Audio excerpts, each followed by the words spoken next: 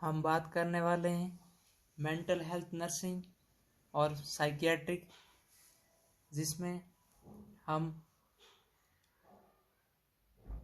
Mental illness के बारे में बात करेंगे, पर्सन के बिहेवियर, थिंकिंग तथा मेंटल या इलनेस से रिलेटेड बातें करेंगे। तो हम सबसे पहले देखते हैं हिस्टोरिकल डेवलपमेंट ऑफ साइकियाट्रिक, यानी कौन कौन से एरा चल रहे हैं जिसमें किस प्रकार की डेवलपमेंट देखने को मिले हैं।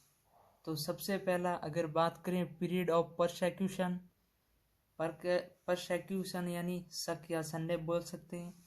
इसमें क्या है कि अगर बात करें 300 साल पहले की बात करें तो लोगों में ये अवेयरनेस नहीं था कि मेंटल इलनेस पर्सन क्या होता है, उनके बारे में उन्हें नॉलेज नहीं था। तो वो सबसे पहले क्या करते थे, उन लोगों को एक तरह घोस्ट और एविल, भूत या शैतान समझते थे। उनके बारे में कुछ ज़्यादा जानते नहीं थे, उनको अलग कर देते थे और फिर कहीं पत्थर उठा के मार देते थे, क्योंकि उन्हें पता नहीं है कि वो कंडीशन क्या है, मेंटल इलनेस क्या है, उन्हें उस बारे में अभी तक कोई पता नहीं था। तो it was assumed that mental illness are caused by ghost और एविल। उन्हें ऐसा लगा या उन्होंने माना कि मेंटल इलनेस वाले जो भी पर्सन है वो एक तरह घोस्ट और एविल, भूत और शैतान बन गए हैं। उनमें ये पता नहीं था कि ये एक मेंटल से रिलेटेड प्रॉब्लम्स हैं। फिर इसका ट्रीटमेंट भी उस समय कोई अवेलेबल नहीं था, तो उन पर्सन को ऐसे ही उस युग में मान लेते थे कि ये भूत है या शैतान है, कोई ट्रीटमेंट था नहीं। तो इसके बाद अलग ये सब एरा है। तो नेक्स्ट एरा आता है पीरियड ऑफ सेग्रीगेशन। सेग्रीगेशन यानी इकट्ठा करना। उन्हें एक आश्रय स्थल या आश्रय स्थल में रखा, उन्हें रहने के लिए सुविधाएं दी गई, खाने के लिए सब डेली लिविंग से रिलेटेड सुविधाएं दी गई और उन्हें इकट्ठा करके रखा उस नेक्स्ट एरा में। लेकिन वहाँ पर भी ट्रीटमेंट कोई अवेलेबल नहीं था। एसाइलम एंड आश्रय स्थल, asylum had been established, asylum बनवाए गए, तो उन्हें सबको साथ में रखा गया, इकट्ठा किया और साथ में रखा। लेकिन अब देखते हैं फर्स्ट एसाइलम या आश्रय स्थल है वो बैथलम एसाइलम, जो कि मेंटल इल पेशेंट के लिए बना था, वो इंग्लैंड में बना था। नेक्स्ट है पीरियड ऑफ ह्यूमैनिटेरियम। पीरियड ऑफ ह्यूमैनिटेरियम में साइकियाट्रिक जो भी पेशेंट है मेंटल इल के, उन्हें जनरल हॉस्पिटल में एडमिट किया गया। जो भी फिजिशियन थे वो इंटरेस्ट लेने लगे कि इनमें किस प्रकार की समस्या है, किस प्रकार का इलनेस है, तो उन्हें उन पर चर्चा करने के लिए जनरल हॉस्पिटल में एडमिट किया गया। तो physician took interest in mental ill patient, there is no treatment available for mentally ill person. लेकिन वहाँ पर भी उनके लिए कोई ट्रीटमेंट अवेलेबल नहीं था। नेक्स्ट उन्होंने साइंटिफिक पीरियड में साइंटिफिक पीरियड में देखा उन्होंने कि इस प्रकार के इलनेस पेशेंट को किस प्रकार ट्रीट किया जाए। फिर उन्होंने तब तक डायबिटीज़ की खोज हो चुकी थी, तो उन्होंने इंसुलिन कोमा थेरेपी, जिसे इंसुलिन शॉक थेरेपी भी कहते हैं, उसको अप्लाई किया, जो कि डिस्कवर की थी सैकल ने इन 1927 टू 1932 में।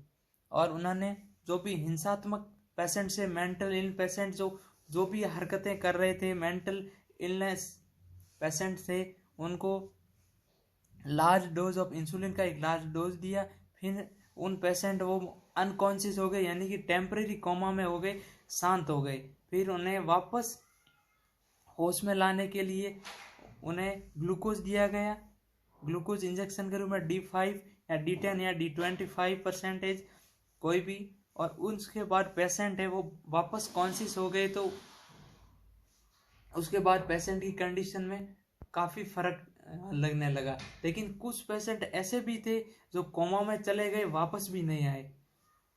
तो ये भी कोई ट्रीटमेंट फिक्स नहीं हुआ, इसे भी फेल माना गया है। तो ये फर्स्ट ट्रीटमेंट था साइंटिफिक पीरियड में इंसुलिन कोमा थेरेपी। इसको डिस्कवर्ड बाई सेकल ने किया था इन 1927 में। और इसमें जो भी वियोलेंट पेशेंट्स हैं उनको लार्ज डोज पे इंसुलिन दिया गया है और पेशेंट में बिकम अनकॉन्शियस, तथा वो पेशेंट अनकॉन्शियस हो गए, टेम्परेरी कोमा भी बोल सकते हैं क्योंकि अनकॉन्शियस है, उनकी हरकतें वो भी सब शांत हो गई। तो फिर वापस उनको होश में लाने के लिए ग्लूकोज दिया गया। बाद में कुछ पेशेंट्स हैं जो कॉन्शियस हो गए, उनमें काफ़ी अंतर देखने को मिला, उनकी एक्टिविटीज़, मेंटली एक्टिविटीज़ वो कम हो गई। लेकिन कुछ पेशेंट ऐसे भी थे जो वापस होश में भी नहीं आए। फिर दो साइंटिस्ट आए, उन्होंने डिस्कवर की इलेक्ट्रिक शॉक थेरेपी या इलेक्ट्रो कन्वल्सिव थेरेपी। उन्होंने दो साइंटिस्ट थे, यूगो सरलेटी एंड लुसिनो बिनी, 1938 1938। उन्होंने डायरेक्ट ईसीटी यानी कि डायरेक्ट शॉक लगाते थे। उसमें पेशेंट को अगर शॉक लगाते थे उनको पकड़ने के लिए भी पास में खड़े रहना पड़ता था। अगर वो दूसरा पकड़ने वाला मरीज के साथ है तो उसको भी करंट आ सकता था। और इसमें जो भी शॉक प्रोवाइड करते थे उसकी वजह से पेशेंट की कंडीशन ख़राब भी हो सकती थी, क्योंकि उसमें कोई एनेस्थेटिक प्रयोग नहीं लेते थे। उसकी वजह से पेशेंट अनकंट्रोल मूवमेंट करता था, पेशेंट को इंजरी भी हो सकती थी, कोई हड्डी फ्रैक्चर भी हो सकती थी। तो वो डायरेक्ट ईसीटी थी। लेकिन हम अब मॉडर्न डेज में क्या करते हैं, इनडायरेक्ट है, उसमें एनेस्थेटिक ड्रग्स का प्रयोग करते हैं, साथ ही मसल रिलैक्सेंट भी देते हैं, ये सब मेडिसिन का प्रयोग करते हैं। अब देखिए नेक्स्ट है CPZ जो क्लोरप्रोमाजीन। 1952 इन 1952 में फर्स्ट एंटीसाइकोटिक या न्यूरोलेप्टिक ड्रग डिस्कवर्ड की, जो कि ब्रांड फेमस ब्रांड नेम है लार्जेक्टिल, उसके फेमस ब्रांड नेम से जानते हैं, और उसे क्लोरप्रोमाजीन या शॉर्ट में CPZ कहते हैं। जो 1952 में फर्स्ट एंटीसाइकोटिक ड्रग्स थी, न्यूरोलेप्टिक ड्रग है जो डिस्कवर्ड की थी, तो सिजोफ्रेनिया या बाइपोलर ये अब यूज करते हैं। नेक्स्ट है period of prevention. Period of prevention में प्रिवेंशन मतलब पहले ही प्रिवेंशन कर देना। Prevention is better than cure, यानी कि मान लीजिए हम अगर प्रेग्नेंट वुमेन है तो उसको एक्सरे करने के लिए कॉन्ट्रा इंडिकेटेड है या उसको एक्सरे नहीं करवाते हैं, क्योंकि उनमें माल फॉर्मेशन हो सकता है, आने वाले संतान में माल फॉर्मेशन हो सकता है। इसीलिए कंजेनिटल माल फॉर्मेशन से बचाने के लिए उसमें हम एक्सरेज नहीं करवाते हैं। ये प्रिवेंशन कर रहे हैं, यानी कि अगर और डिजीज या कोई मेंटल इलनेस ना हो उससे पहले ही उसको प्रिवेंशन कर रहे हैं। तो अपन कहते हैं कि prevention is better than cure. तो इस प्रकार हम पीरियड ऑफ प्रिवेंशन में पहले से ही उसकी रिस्पेक्टर को कम करते हैं या उसको बचा सकें। जैसे जननी सुरक्षा योजना ये सब चलाएगी क्योंकि उनको प्रिवेंशन किया जाए, IMR MMR से रिलेटेड। तो ये सारे हिस्टोरिकल माइलस्टोन थे। अब नेक्स्ट बात करते हैं कि कुछ साइंटिस्ट हैं उनके बारे में बात करते हैं। तो first text book was written by Benjamin Rush ने सबसे पहले जो बुक्स रिटन की थी, जो also known as father of American psychiatry. Father of American psychiatric Benjamin Rush है, उनको जानते हैं। अच्छा, उन्होंने टेक्स्ट बुक भी लिखी थी। और नेक्स्ट है फिलिप पिनेल जो father of modern psychiatry Philippe Pinel को जानते हैं। विद्यासागर जो Indian psychiatric father of Indian psychiatric कहा जाता है। फर्स्ट साइकियाट्रिक नर्स थी जो लिंडा रिचार्ड को फर्स्ट साइकियाट्रिक नर्स थी जो लिंडा रिचार्ड थी। साथ ही father of modern psychology William Woods थे।